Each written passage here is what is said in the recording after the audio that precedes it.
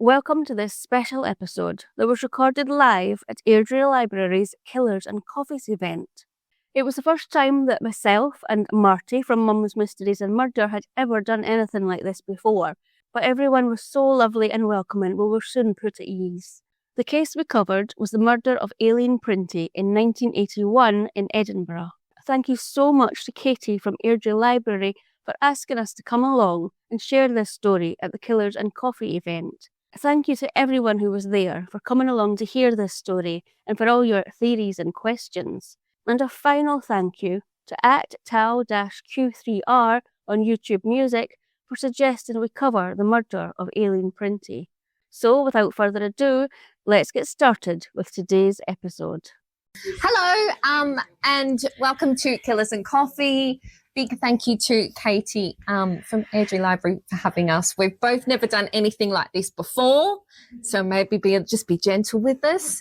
We're assuming you all really love true crime, so hopefully this will be really interesting. Dawn from Scottish Murders is going to be telling a story, and I'm going to be, reacting, which is what I do. So my podcast is Mum's Mysteries and Murder. There's two of us, so I cover the Australian, obviously from my accent, true crime and mystery stories of Australia, and my co-host Effie, who is not here, covers Scottish mysteries and murder. And Dawn, do you want to talk a little bit about yours? My podcast is just Scottish Murders, and it just covers people that have been murdered in Scotland or Scottish people that have been murdered out of Scotland, unsolved, solved, just a bit of everything really, just to try and get all the, there's a lot of Scottish murders out there as well, to get them, be people more aware of them. So that's what my podcast is about. Okay, so the case I'm going to talk about today, I'm going to call it unresolved, but it'll be interesting to see what you think at the end of it, whether you think, because some people think it's solved, some people think it's unsolved. So I'm just going to say unresolved because I'm not quite sure. And it's the case of Aileen Printie. She was 31 years old. She was a bank clerkess at the Bank of Scotland's headquarters in Edinburgh. Woo woo, I know. I'm from Edinburgh. She's from Edinburgh. I'm not from Edinburgh, but I live in Edinburgh, obviously. So Aileen was married. She got divorced in about 1977, and then she moved to a ground floor flat at Kingsnoe Road North, just off Longstone Road in Edinburgh at the time of her divorce. Do you know a little bit about that? I sort of know the area. I don't want to say it's not a scuzzy. It's not in the best area, but it's bordering on another area that's not too bad. So it's sort of around a bit of a dodgy part of Edinburgh, but it's also not like right in the midst of the dodginess, if you know what I mean. It's a little bit dodgy, but then not so dodgy. It's in the middle. Okay. I said that in a really roundabout way, so I would not offend anyone that lives. It's sort of near Wester Hales, so if anyone is from, look, they all know. They all know what I'm saying. It's not the best area, but it's not too bad where that is. Yeah, it's not the worst. Did I say that? I said that diplomatically, I think. Okay, so Saturday, the 22nd of August, 1981, about 7:30 a.m, Aileen Printie's body was found on the bedroom floor of her flat by her mum, Teresa, and her sister, Moira. Teresa and Moira were actually at Aileen's flat to pick her up, to take her to Glasgow Airport, as her mum and Aileen were going on holiday that morning to Malta. And Moira, the sister, was driving them there. So that's the basics at the moment, just what happened. The police were called and a murder investigation was launched. And bit by bit, over the coming weeks and months, or the following weeks and months, information bit by bit and appeals were released. But before we get to that, I'll tell you a little bit about what happened to Aileen. It's Aileen, sorry. So she was found on the floor of her bedroom, covered by a continental quilt. What's a continental quilt? You looked at me because you knew I was going to ask that question. I know. Well, is it a Scottish thing? I know. That's what my gran. Why didn't they just say duvet then? She said that because in my mind I thought I pictured like a patchwork quilt with. That's what I thought. My gran said it's a duvet, and I was like, is it? Do you know what we call a duvet in Australia? What? A doona. A doona. A doona. A doona just sounds like a girl's name to me now because I've been here for so long. A doona sounds wrong. A doona? It sounds really Australian. That's a quilt. Yeah. Never heard of that. There you go. So Aileen's head was covered in blood. The post-mortem only revealed that Aileen died from head injuries. The police wouldn't say what had been used to inflict these head injuries, only that they were not looking for a murder weapon. They had the murder weapon. Okay, so a little bit about Aileen's movements on the night before she was found and leading up to her body being found. So on the Friday daytime, Aileen was at work till about 5 o'clock, where she went out for pre-holiday drinks with her colleagues at the Black Bull in the Grass Market. Yes. You know where that is? Again? I do, but I haven't been to it. No, I don't know about it. She was there for less than an hour. She just had a couple of drinks. She then got a bus to a beauty salon, where she spent some time on a sunbed, topping up her tan for her holiday. This was the 80s, wasn't it? Mm-hmm. Before, sunbeds were a thing, weren't they? I know. I can still smell, when you go into the sunbed's a really big thing over here, and that. Yeah. So it was a huge thing it was a huge thing in Australia, and you had your little. I don't know if this happened over here. I don't know why I'm going into this tangent, but you had like your little oil with your name on it, and then when you'd go in, they'd pass you your oil, and then you'd go in and you had your little. No one's looking. No. An Australian thing. Okay. We had a lot of skin cancer. Maybe the top up, not so good. Okay. Continue. So after that, she just went to, she either went to her mum's house or a relative's house. There was a couple of different stories, just for a bite to eat, before she left about 8 o'clock, getting a taxi home, and that's where she was. So Aileen's mum, she rang her later that evening just to tell her, to confirm that her sister and her would pick her up at 7 o'clock and take them to the airport, but the phone was engaged, and it was engaged again and again. She kept trying. It was just, she couldn't get through. She eventually phoned Moira and said, I just can't get through to her. I don't know who she's on the phone to. And Moira said, it's all right, I'll just keep trying, don't worry. So she tried, and it was engaged, and it was engaged. Eventually she got through about 9:30. She spoke to Aileen, no problem, everything's fine. Okay. And she just told her the plan. I'll be there at 7 o'clock in the morning to pick you up, get yourself up and ready. So that was fine. Aileen just told Moira that she was going to have an early night. There was nothing happening at all. And Moira didn't ask her who she'd been on the phone to all that time. So nobody ever knows who she was speaking to that was engaged for so long. It's probably a boy. Well, hang on, how old was she? 30. I was a man, not a boy, probably. Yeah. I don't know what I said. But there was nothing toward. There was nothing said. Everything was all fine, and she was just going to have an early night, and she was looking forward to going on holiday. So that was the last time that anybody, well, other than her killer, spoke to Aileen. She was alive at 9:30 on the Friday night. So then next morning, Saturday the 22nd of August, her mum, Teresa, phoned her about 6:40 just to wake her up, make sure she was up and about and get going. No reply. Moira called round, knocked on the door. There was no reply. She looked in the bedroom window. It was about 7:15, she said. She looked in the bedroom window. Nobody was in the bed. She just thought, she must be in the bath, having a bath. I keep looking at you, don't mind. You're my target at the moment. So you know what happened. I know what happened. Just realised it's just you. You look suspicious. She can smell the oil from the thing. So yeah, she looked through the window. Nobody there, assuming she was just in the bath getting ready. So instead of wasting time, the sister decided to go and pick up the mum, Teresa, and then come back for Aileen. So she did that, and they came back about 7:40 a.m., knocked at the front door, still no answer. So they went round to the back door. It's a flat. I don't know whether I said that. It's just a little flat. So they went round to the back of the flat, and that's when they saw that the door was kicked in, there'd been forced entry.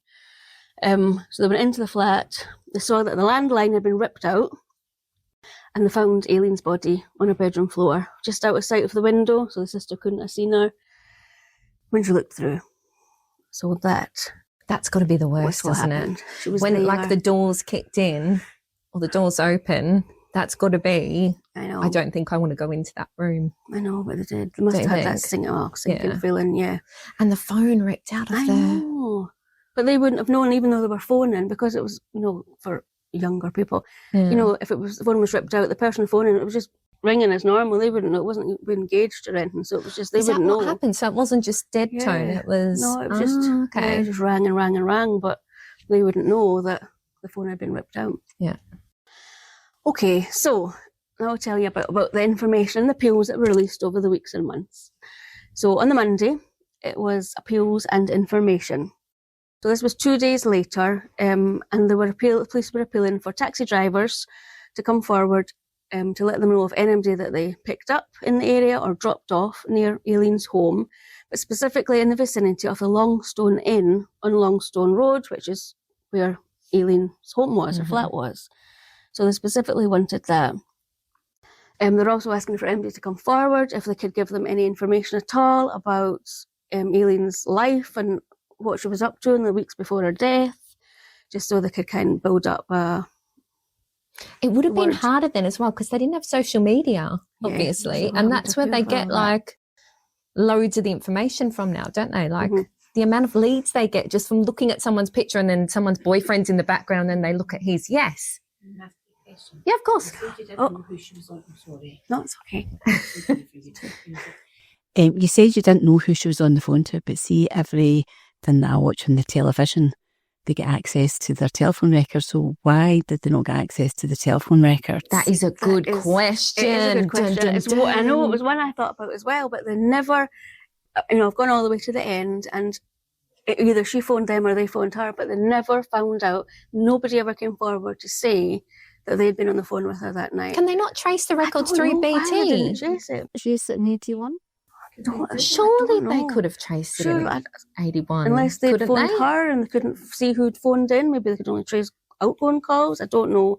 But it's definitely did. Nobody ever came forward. They That's never really found interesting, that out. Isn't it? But Did you know I used to work for directory assistants? In Australia. And we used to have to, I'm going off on another tangent. If you've not listened to Mum's Mysteries and Murder, we do this a lot because we talk about very dark things and we like to do lists and talk about things, music in the 80s and stuff in between. But I used to work for directory assistants in Australia and it was so boring. There's a big call centre. It was just before I moved over here and everyone would go in hungover on the weekend because we were all like quite young back then and weekend, double time. But it was so boring because you'd have to answer the phone and go, directories, what would you say? Directory assistants, Marti speaking, what name please? And you'd have to say that over and over. And you can imagine how many times she'd say that. So we started a game one Sunday, me and my friend Cameron. And I said, look, no one's even listening to what we say when they pick up the call. No one's listening to our name. So let's just say random words and see how long it takes. So it was about 20 minutes before people realised we were going, Telstra Directory, Biscuit speaking, what name please? And then we went through like all different random things and took 20 minutes before anyone noticed we were making up random names. Anyway, that's an aside. I did not know where it was very boring. You had to make your own fun. There was no true crime podcasts around then, so biscuits. So it's a good question. I don't know why, but they've waited for that person to come forward. And why wouldn't they come forward if it was just, like a boyfriend or somebody that hadn't been involved, a friend, whatever? Why would they not just come forward and say, "Aye, okay, that was me"? But they never did. Then maybe if it's a boyfriend, they're always the first ones to be whatevered. Yeah. So maybe they felt really nervous about it and. Yeah, it would be back in the 80s I as well, don't know. mind. I mean, that could be, yeah. You never know. Could have been. Oh, scandal. Yeah. You definitely watch EastEnders. So there we go. That is a mystery. So that was at the time, that was when the police did reveal that there'd been forced entry at the flat, and they were thinking that because of that, it was a robbery was going to be the motive. And then they were just asking for anybody who saw anything or any sightings or activity near Aileen's home between 9:30 on the Friday night to 7:30 on the Saturday morning. So they were just trying to gather as much as they could at that point. That's a long period of time as well, isn't it? It is, I know. On a Tuesday, the next day, they revealed that Aileen's black leather wallet was missing from her house, and that it contained a Bank of Scotland key card, a cheque card, credit cards, and a small amount of money, and her driving licence. So that was missing. And also missing from her flat was a white and gold barrel-shaped ice bucket. So we've got the wallet. What shape was it? A barrel-shaped. Oh, barrel-shaped. Yeah, an ice bucket and a wallet missing from the flat. That's a weird thing to take, an ice bucket. Maybe they're doing the ice bucket challenges a bit further on by then, but yeah. I don't know why that. By the way, that's what a wee picture of Aileen, that's what Aileen looked like. You just remembered that. And then they also revealed that they were interviewing Aileen's colleagues at work. So again, still gathering information. The next appeal was on the Friday, and the police were appealing this time for 2 youths to come forward to be eliminated from their inquiries. was apparently about 10:10 on a Friday night. 6 young men were in a car on Longstone Road near the junction of Kings No Road North, where she lived. And the guy in the front passenger seat of the car, he got out and he shouted something to another youth who was walking just across that road. Don't know what was shouted, don't know if they know each other, but they were seen and the police wanted to speak to specifically these 2 youths, but if they could speak to all the young men, they wanted to as well, just to eliminate them. Did they have CCTV then?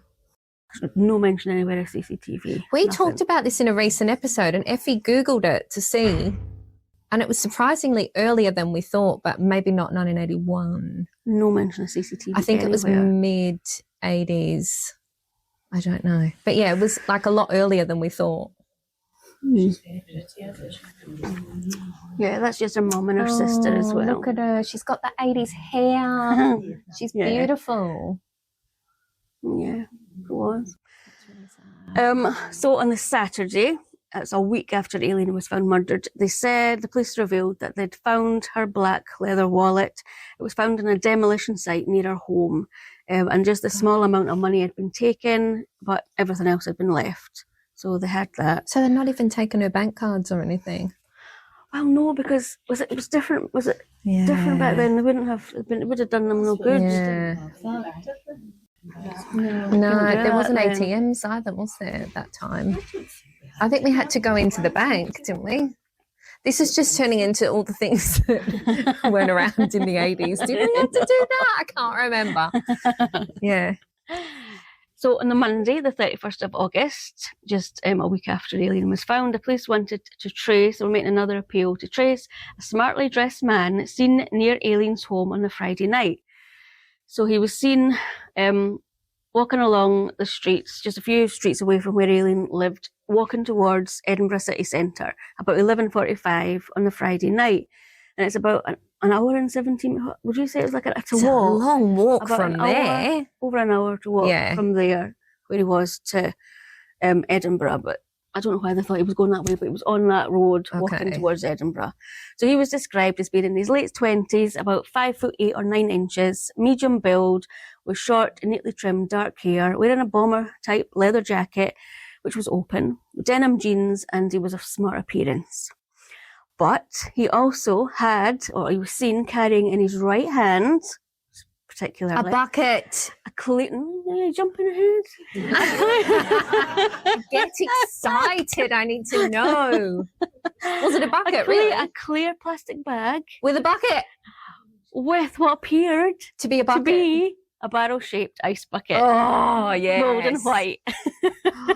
So he had the ice bucket. I don't know who this man was, but he had it. Maybe he was on his way to a party and he had ice in there. And the wallet. That is a very strange thing to just be carrying into Edinburgh, isn't it? Even during festival time. I thought, the only thing I could think of is that maybe this was somebody she had been seeing and that he'd been round and he was like, you know what, that's my ice bucket, I'm taking it back. Yeah, he could just be taking his ice bucket. I don't know what the ice bucket is to do with, but anyway. While this guy's walking along the road, apparently, police were appealing for 3 men that were also standing at a bus stop and he was walking past, for them to come forward, but they never did. They were wanting to speak to him to see if they knew who this man would have. How long after was this? This was about a week after, wasn't it? Yeah, just over a week. Would you remember someone that walked past, though, at that? Like, me and Effie were talking about this again on another episode recently. When you listen to podcasts and they say, like, 2 years later and then a woman came and said she saw a man, would you remember? No. I would not remember someone that walked past me getting off the train an hour ago. I would not remember. Me neither. Would you remember? I just think I can't even remember what I had for breakfast. I just think. Yeah. It depends if it stuck out in your mind. I suppose if they were being really suspicious. Well, that's or they had a really nice outfit on. We have talked about that. If they had a really nice outfit on and I remembered, like, I love that girl's jacket, you'd sort of remember. Not 11:45. Aye. But then he could have just been coming home from the pub, couldn't he? You might just think. Well, nice. Yeah, Aye. maybe. But did they notice he had the ice bucket? Was he not just a guy coming home from the pub? Somebody noticed he had the ice bucket. Yeah. Aye. Somebody saw that, and the men standing at somebody saw them at the bus stop, and this Yeah. other guy. What about the ice bucket at this point? Aye, yeah, they were saying ice bucket.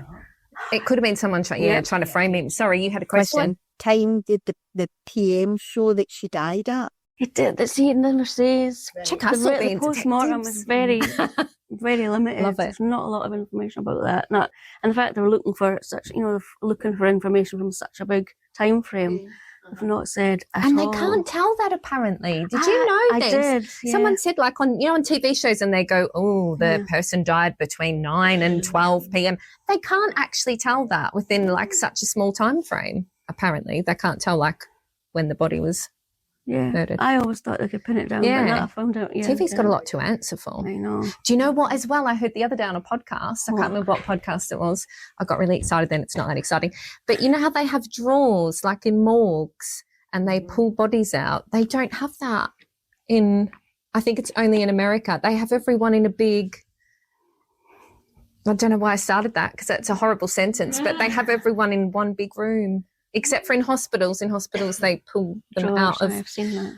I don't know why I said that, but I just found that was really interesting and also horrible. You just have them in a big room. What do you mean? They just have them in a big fridge and everyone's next to each other. Oh, I don't know. Yeah. In the hospitals, there's drawers. But in the hospital in the morgue, it's not like on TV. It's got a lot to answer for. It does, doesn't it? Just making shit up. No. Okay, so it was also revealed by the police at that time that £300 worth of travellers' checks were still in Aileen's flat. They hadn't been taken, and no jewellery had been taken either. It was only the wallet and this ice bucket that had been taken. So, does that scream robbery to you? Because that's what the police are saying. This looks like it's robbery then. What was in her wallet then? Was there anything? There was bank cards, money, a wee bit of money, which the money was taken. Phone numbers. Never mentioned that. No, nothing like that. In those days, the traveller's check not need to have been signed, but the person who took them off in order to check them when you went in. So it would have been a bit useless taking that. I guess so. There you go. See, it's good having these debates, isn't it? Listen to True Crime podcasts and watch the shows.